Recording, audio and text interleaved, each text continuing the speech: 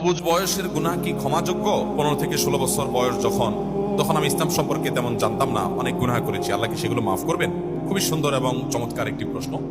আমাদের অনেকে আমরা ছেলেবেলায় অর্থাৎ ছোট থাকতে কিশোর বয়সে আমরা অনেক অন্যায় করেছি, অনেকে মা বাবার সাথে বেয়াদবি করে ফেলেন, তখনও সেই সেন্স তারা আসে না যে মা বাবা কি।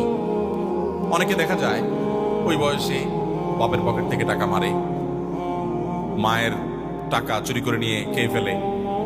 অনেকে দেখা যায় যে ওই বয়সে বিনা উজুতে নামাজ পড়ে ফেলে। আছে না নাই?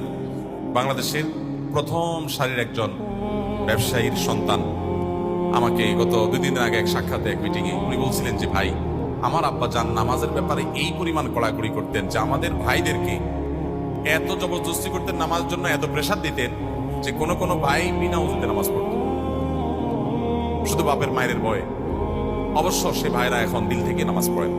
যাই হোক, তো ছোটবেলায় আমরা অনেক এরকম অনেক উল্টাপাল্টা করি, বিনা উজুতে নামাজ পড়া, বিনা উজুতে কোরআন শরীফ পড়া, মায়ের ভয়ে, বাপের ভয়ে, উস্তাদের ভয়ে, এরকম অনেক উল্টাপাল্টা আমাদের দ্বারা হয়েছে। যদি এটা প্রাপ্তবয়স্ক হওয়ার আগে হয়, প্রাপ্তবয়স্ক হওয়ার, বালেগ হওয়ার আগে হয়, ছেলেরা স্বপ্নদোষ শুরু হলে বালেগ হয়, মেয়েরা মাসিক শুরু হলে বালেগ হয়।